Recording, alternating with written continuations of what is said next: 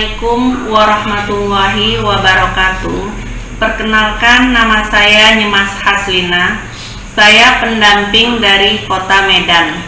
Materi yang akan saya sampaikan adalah tentang pengelolaan keuangan keluarga.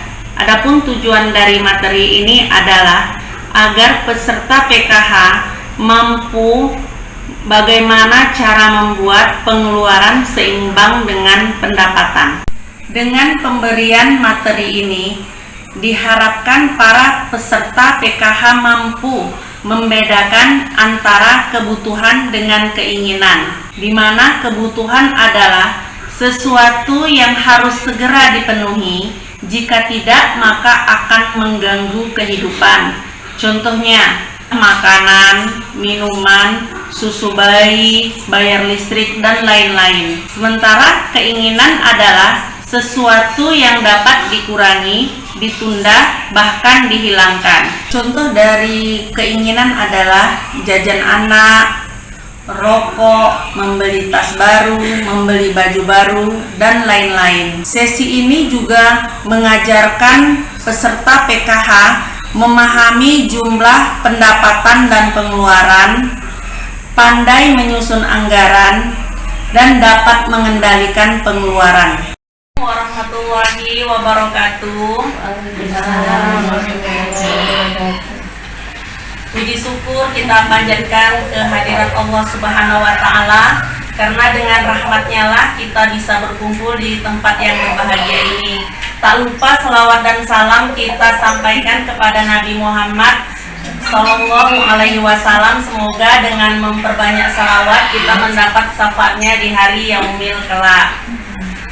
Terima kasih kepada ibu-ibu semua yang telah hadir di tempat ini, juga kepada Ibu Dian dan teman-teman semua. Pada hari ini kita akan berdiskusi ya Bu ya, tentang materi yang berjudul pengelolaan keuangan keluarga. Sebelumnya perkenalkan dulu, nama saya Ibu Lina. Saya pendamping sosial PKH dari Kecamatan Medan Belawan.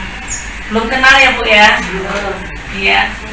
Pada hari ini kita akan membawakan modul pengelolaan keuangan keluarga. Selama ini Ibu udah mengerti nggak cara mengelola keuangan keluarga? Belum? Jadi sebenarnya tujuan dari pembelajaran ini agar ibu-ibu paham dan mengerti supaya pendapatan ibu bisa seimbang dengan pengeluaran. Tapi sebelum kita lanjut, kita nonton video dulu ya.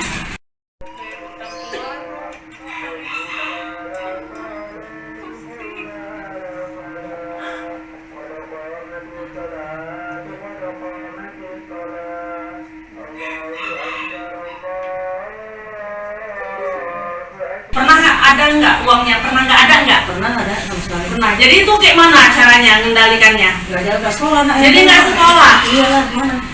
Jauh kali ya. Jujur aja lah ya kan? Iya, nggak apa-apa. Jujur aja. Jujur katakan jujur. Jadi gara-gara uangnya nggak ada. Jadi gara-gara uangnya ada, nggak ada, anak kita jadi tidak sekolah. Itu kenapa terjadi demikian? Saudara nggak punya. Iya. Ibu tahu nggak kenapa terjadi seperti itu? Pas anak sekolah uangnya nggak ada. Karena nggak ada lebih gimana? Iya ya. Jadi hari ibu kan udah menonton. Jadi ini kita akan bahas ya, bagaimana sih caranya supaya nggak kejadian seperti Bu Lili tadi ya? Kayak mana caranya? Ada yang tahu? Ada yang ngasih modal lah ya baru bisa. Iya, ada yang ngasih modal ya. Itu nanti kita pelajari. Berikutnya nih ada memang. Jadi kan Bu, itu kenapa terjadi? Karena kita sebenarnya tidak bisa dan kurang mampu mengelola keuangan kita. Jadi bagaimana caranya supaya itu tidak terjadi lagi? Maka kita harus mampu yang namanya pengelolaan keuangan. Jadi sebelum lanjut ini, kita sebenarnya harus pandai mengatur pengeluaran kita itu untuk apa saja, ya.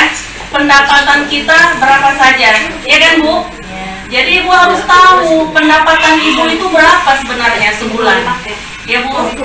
Terus pengeluaran Ibu itu berapa sebenarnya.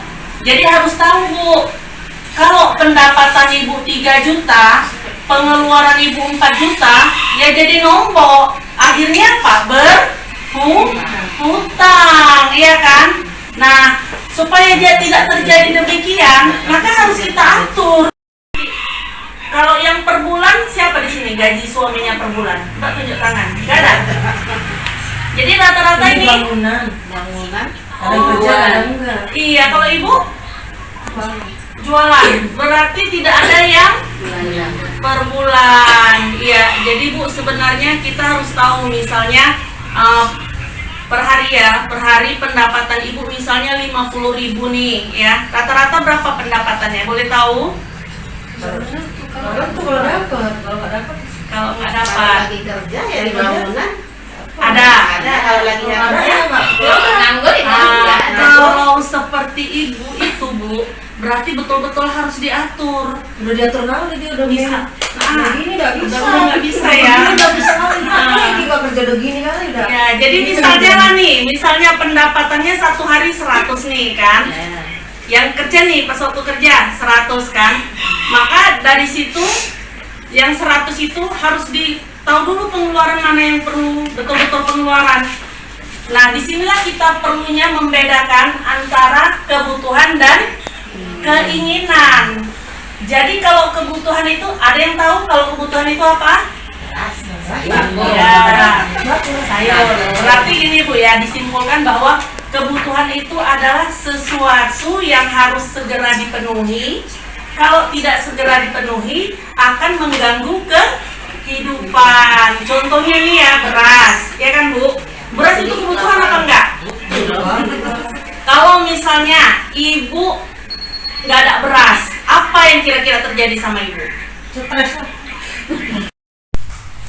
Demikianlah video simulasi ini.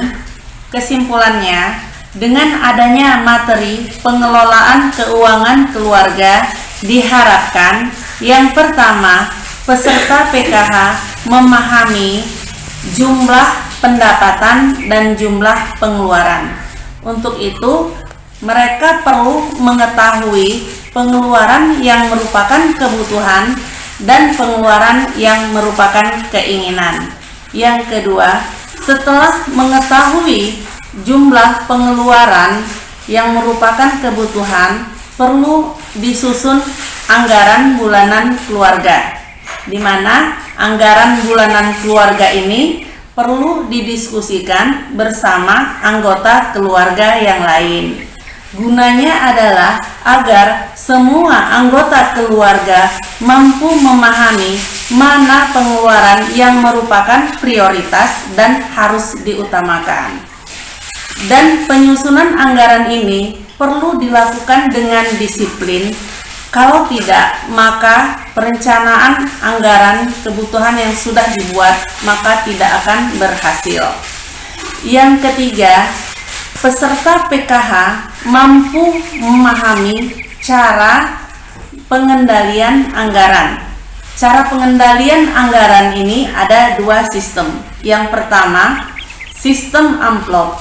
Sistem amplop ini cocok bagi mereka yang berpenghasilan bulanan, sementara bagi mereka yang berpenghasilan harian atau berpenghasilan mingguan cocok untuk mempergunakan dengan sistem kas.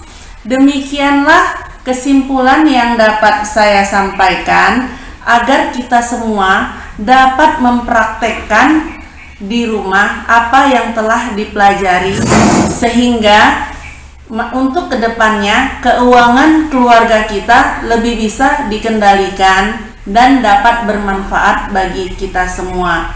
Mohon maaf atas segala kekurangan. Wabillahi taufik wal hidayah. Assalamualaikum warahmatullahi wabarakatuh.